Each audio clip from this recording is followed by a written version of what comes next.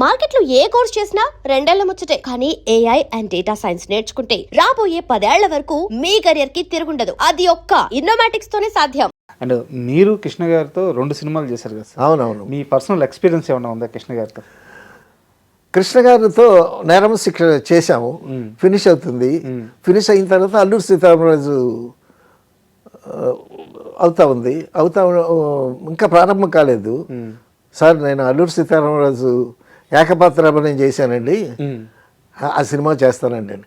అల్లూరి సీతారామరాజు ఏకపాత్ర అభినయం చేసిన దానికి ఆ సినిమా చేయడానికి సంబంధమే ఉంది, ఇదేదో క్వాలిఫికేషన్ లాగా చెప్పుకున్నాను నేను అని. అంటే ఇప్పటికే 12 మంది ఉన్నారయ్యా అక్కడ, నువ్వు చక్కగా కె విశ్వనాథ్ గారి దగ్గర #1 అసిస్టెంట్ డైరెక్టర్వి, నువ్వు ఆ మందలో ఏం చేస్తావు?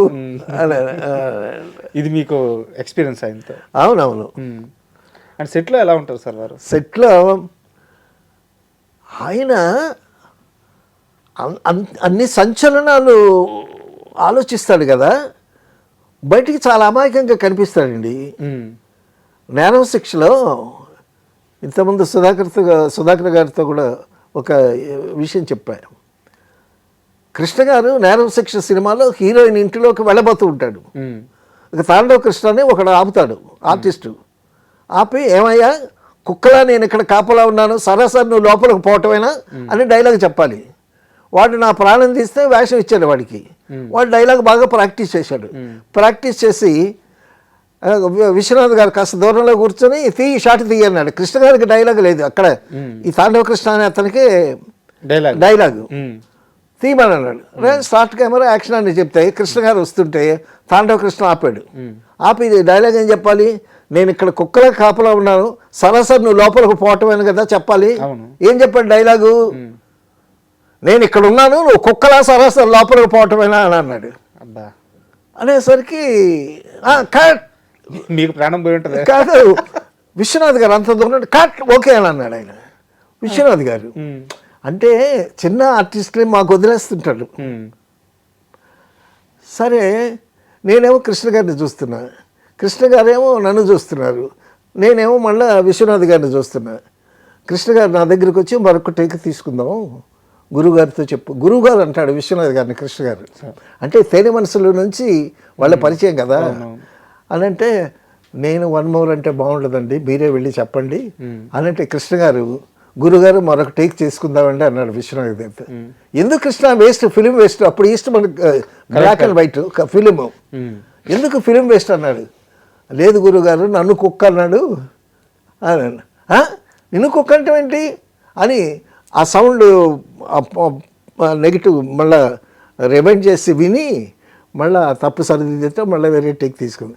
ఆయన చెప్పటం చాలా అమాయకంగా మరొక టేక్ తీసుకుందాం, నన్ను కుక్క అన్నాడు అని. అంత పెద్ద స్టార్కి కోపం వచ్చేస్తుంది కదా, అలాంటి ఒక ఆర్టిస్ట్ కోపం వచ్చేస్తుంది.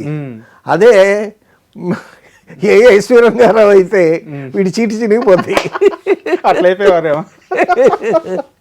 అలాగా అంత సౌమ్యంగా ఉంటాడు ఆయన. మరి మరి మధ్యలో ఆయన మనసులో మరి అన్ని సంచలనాలు, అన్ని ఆలోచనలు ఎలా వస్తాయో అనిపిస్తుంది ఆయన ముఖం చూస్తే. ఆ విషయానికే వస్తున్నాం సార్. ఆయన కాలేజ్ స్టూడెంట్గా ఉన్నప్పుడు ఏ వ్యక్తినైతే చూసి, ఏ వ్యక్తినైతే ఆరాధించి, ఏ వ్యక్తినైతే దేవుడిలాగా భావించి ఇండస్ట్రీలోకి ఆయన స్ఫూర్తితో వచ్చి ఎన్టీఆర్ గారు ఆయన అంతలాగా ఆరాధించిన కృష్ణ గారు తర్వాత కాలంలో ఆయన మీదే ఒక సెటరికల్ మూవీ తీయడం, ఆయన నిర్ణయాలకు వ్యతిరేకంగా వెళ్ళడం, అదే మండలాధీశుడు సినిమా రిలీజ్ అయింది, అయిపోయింది, అంతా అయిపోయింది. అయిపోయిన తర్వాత ఢిల్లీ పార్లమెంట్ దగ్గర ఎక్కడో రామారావు గారు ఎదురయ్యారంట కృష్ణ గారికి. వెళ్ళి, మరి పెద్ద ఆయన కదా, వెళ్ళి నమస్కారం అండి, నమస్కారం బ్రదర్, ఇంకా మా మీద సినిమాలు తీస్తున్నారా అని అన్నాడంట కృష్ణ గారిని. లేదండి అది ఇదని అంటే. మళ్ళా రామారావు గారి దానవీర సూరకర్ణకి కురుక్షేత్రం ఆపోజిట్గా తీశాడు కదా, దేవదాస్కి ఆపోజిట్గా మళ్ళీ దేవదాస్ రిలీజ్ చేశారు కదా. అయినా మళ్ళా నాగేశ్వరరావు గారితో హేమ హేమిల్ అని సినిమా చేశాడు ఆయన. అంతకుముందే దేవుడు చేసిన మనుషులు ఇవన్నీ రామారావు గారితో సినిమాలు చేశాడు. అవును. రామారావు గారితో విభేదం పెంచుకున్న రామారావు గారితో సినిమాలు చేశాడు, నాగేశ్వర గారితో విభేదం పెంచుకున్న సినిమాలు చేశాడు. సో ఇక్కడ ఏంటంటే ఇండస్ట్రీలో ఆయనకి శత్రువులు అంటూ లేరు. సార్ ఆయనకి ఒక మంచి సినిమా చేయాలి, దేవదాస్ గొప్ప కళాఖండం, దాన్ని మళ్ళీ రీమేక్ ఒక ప్రయత్నం చేద్దాం. తర్వాత నేను విన్నది ఏంటంటే టెక్నికల్గా బిఎస్ఆర్ స్వామి గారు, విజయ నిర్మల గారు చాలా కష్టపడి చేశారు ఆ సినిమా. అదే చూసిన వాళ్ళు అంత ఫ్లాప్ కాదు, అది ఒక మాదిరిగా ఆడిందని అన్నారు. అయితే ఆ దేవదాసు వేసినటువంటి ముద్ర దాని ముందు ఇది నిలబడలేకపోయింది. Correct sir. ఇంకోటి ఏంటంటే ఇందాక మనం మాట్లాడుకున్నప్పుడు దానవేర సూరకర్ణ గురించి మాట్లాడుకున్నాం, కురుక్షేత్రం గురించి మాట్లాడుకున్నాం. నిజానికి కురుక్షేత్రం కూడా చాలా అద్భుతమైన టెక్నికల్గా అప్పట్లో చాలా ప్రోగ్రెసివ్గా ఉంటుంది కురుక్షేత్రం. అయితే ఆ కురుక్షేత్రానికి దానవేర సూరకర్ణకి ఉన్న ఒకే ఒక్క తేడా ఏంటంటే ఆ కొండవీటి వెంకటగౌడు ఆయన డైలాగ్స్. అవునవును. ఆ డైలాగ్స్కి ఎన్టీఆర్ గారి విశ్వరూపం బయటపడిపోయింది. అవునవునవును. ఇక్కడ ఏంటంటే ఆ ఫోర్స్ లేదు. ఆచార్య దేవ ఏమంటివి అసలు రికార్డ్సే వచ్చాయి కదండి ఆ డైలాగులు. ఎన్టీ రామారావు గారి డైలాగులు రికార్డులు వచ్చాయి. మనం నడిచి వెళ్ళిపోతుంటే ఆ రికార్డు ఎక్కడైనా వినిపిస్తే ఆగి విని వెళ్ళేవాళ్ళు. అంత అద్భుతంగా మరి దానవీర సూరకర్ణ అలాగా చేయటం వల్ల కంపారిజన్ వస్తుంది కదా. ఖచ్చితంగా ఒకే టైంలో కంపారిజన్ వస్తుంది. అయితే ఎన్ని దెబ్బలు తగిలినా సరే ఆయన ఆ ముందుగా ముందుకెళ్ళడం, ఆ పట్టుదల, ఆ ధైర్యం, ఆ సాహసం వదలలేదు. చిన్న ఎగ్జాంపుల్ అడుగుతాను సార్. మీరు అప్పుడు ఇండస్ట్రీలో ఉన్నారు కాబట్టి, దగ్గర నుంచి చూసిన మనిషి కాబట్టి, తర్వాత ఈ ఒక్క ప్రశ్న, ఆ రోజుల్లో సింహాసనం సినిమా తీస్తుంటే ఆ సెట్లు, ఆ బడ్జెట్ ఇదంతా తెలిసి ఇండస్ట్రీ మొత్తం ఆశ్చర్యపోయిందంట. డెఫినెట్గా అసలు ఆ సెట్స్ చూడడానికి వెళ్ళామండి జనాలందరూ.